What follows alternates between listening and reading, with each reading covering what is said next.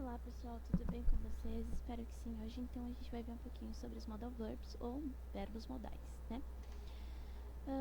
Quais são as características dos modal verbs? Eles não têm conjugação regular, ou seja, você não tem que ficar se preocupando com conjugar o verbo, se vai ter IES, ES, S, IED, D, ING, esse tipo de coisa. Vocês não vão ter que se preocupar com isso porque eles não vão ter isso, o verbo de vocês não vai ter isso quando vocês utilizarem os verbos modais, tá?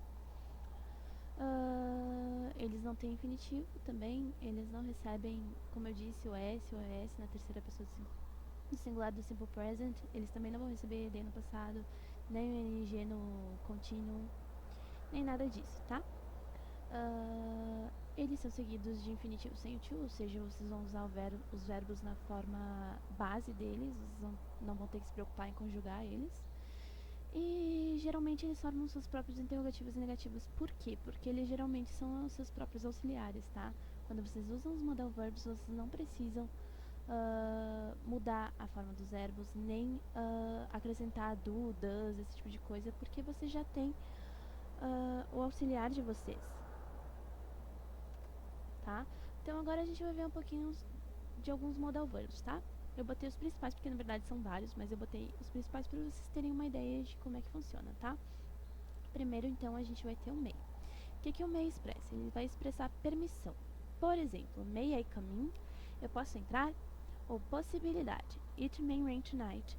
Ah, pode chover hoje, né? É uma possibilidade. Pode ser que sim, pode ser que não. Como é que a gente vai formar frases, tá, galera? Eu vou falar isso só uma vez, porque na verdade não vai mudar o jeito de formar frases independente do modal verb que você estiver usando, tá? Frases afirmativas.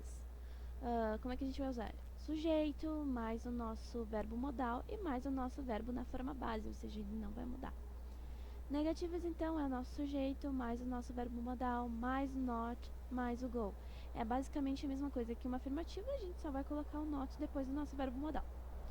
E interrogativas, então, a gente coloca o nosso modal verb na frente do nosso sujeito, tá? O might, então, o que ele vai expressar? Ele vai ser a mesma coisa que o may. A diferença é que ele é um pouquinho mais formal, né? Então, ele vai expressar uma permissão mais formal. Might come in, eu poderia entrar. E possibilidade mais remota, it might rain tonight. Ah, deve chover hoje. Ou seja, pode ser que sim, mas pode ser que não, mas eu ainda dou um pouco mais de possibilidade a isso, entendeu? É a mesma forma de formar frases, então a gente não vai ver isso aqui agora, porque a gente já viu, né? Próximo modal verbo que a gente vai ter vai ser o can. O can, o que ele vai expressar? Ele vai expressar uma habilidade, o que vocês conseguem, o que vocês sabem fazer. Por exemplo, she can swim. Ela consegue ou sabe nadar, né? É uma habilidade, coisas que vocês sabem fazer. E também vai expressar possibilidade e permissão. You can leave now, você pode sair agora. É uma possibilidade ou dependendo do contexto, pode ser uma permissão, né? É a mesma coisa para formar frases afirmativas, sujeito, mais nosso verbo modal, mais o nosso verbo na forma base, né? Negativas, então, a gente vai ter o cannot, tudo juntinho assim, ou o can't, né? Que é a mesma coisa, vocês podem escolher qual que vocês preferem usar, mais o nosso verbo na forma base. Perguntas, então, a gente só passa o nosso verbo modal, que nesse caso é o can't, para frente do sujeito, tá? Could. Could é a mesma coisa que can, tá, galera? Ele vai expressar uma habilidade passada, mas como assim passada? Algo que eu sabia fazer no passado e hoje não sei, ou algo que eu não sabia fazer no passado e hoje eu sei, tá? Então, por exemplo, ali, habilidades passadas, she could swim years ago. Ela conseguia ou sabia nadar anos atrás. É algo de muito tempo atrás. Por exemplo, eu não sabia escrever, né? I couldn't write. Hoje eu sei, entendeu? É assim que a gente vai usar o could. E ele também expressa a possibilidade de permissão, né? You could leave 5 minutes ago. Você poderia ter saído 5 minutos atrás. Ele também vai ser um pouquinho mais formal, o could, quando a gente usa sobre permissão, né? Se a gente quiser, por exemplo, pedir para ir no banheiro e a gente quer ser um pouquinho mais educado, a gente vai falar, could I go to the bathroom, né? E por aí vai. Para formar frase a mesma coisa, verbo, sujeito, mais o nosso verbo modal, mais o nosso verbo normal. Negativas, então, a gente vai ter o could not, que é a mesma coisa que couldn't, qualquer um dos dois está certo, vocês podem escolher qual usar. Interrogativas, então, a gente só passa pra frente do sujeito, como a gente fez em todas as outras, né? O can e o could, eles são usados no presente e no passado, né? No futuro a gente geralmente usa will be able to, né, que a gente já aprendeu, will, lembram do will que a gente aprendeu lá, que a gente usa will mais um verbo e papapá? A gente vai usar will be able to pro futuro, tá? Geralmente a gente usa o can pro presente e pro passado, tá? Outro modal verb que a gente tem é o must, tá? O must, então, ele vai expressar, primeiro, obrigação, everybody must pay their bills, ou seja, todo mundo deve pagar as suas contas, ou se vocês querem falar que todo mundo deve usar o uniforme na escola, everybody must use the uniform at school, né? Dedução, you are pale, you must be sick, você está pálida, você deve estar doente. Esse deve estar, né, o deve é uma dedução, tá? A gente está deduzindo de algo a partir de alguma coisa, né? Ele também vai expressar proibição. You mustn't smoke here. Você não pode fumar aqui. Geralmente a gente vê isso bastante em restaurantes, nesses lugares, né? Que tem certas regras para se estar lá, tá? E por último, então, ele vai expressar um conselho. You must see the play. Ou seja, você deve ver a peça, né? Deve ver é um conselho, tá? É a mesma forma de formular frases, né? Frases negativas, então, a gente vai ter o must not ou o mustn't, né? Interrogativa só passa pra frente do nosso sujeito, né? Como a gente já tinha visto antes. O must, então, ele vai ser usado nos tempos presente e futuro e também pode ser substituído por to have to, que vai ter o mesmo significado, tá, pessoal? Se vocês não quiserem usar must, se vocês querem usar o to have to, vocês podem também, tá?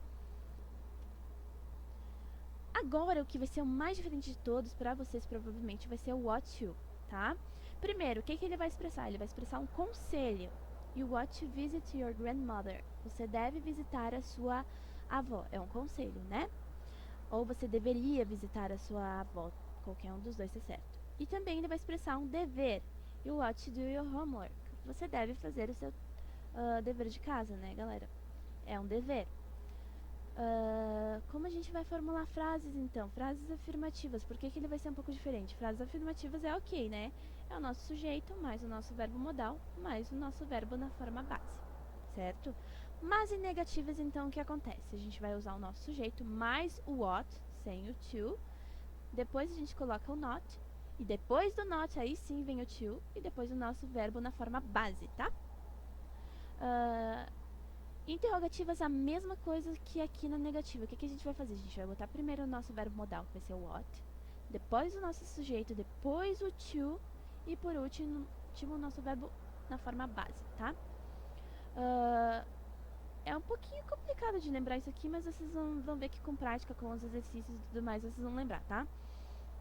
Depois, então, a gente tem o último modal verb que a gente vai ver, que é o should. Qual que é a diferença entre should e ought to? Os dois expressam conselho e dever. Mas quando que eu uso um e outro? O ought to, ele é muito, mas muito mais formal que o should. Então, se vocês tiverem que optar entre um e o outro, optem sempre pelo should, tá, galera? Porque o should é sempre mais usado que o ought to, tá? O ought to e o should, eles são usados nos tempos presente, passado e futuro, com essa pequena diferença de que um é mais formal que o outro, tá?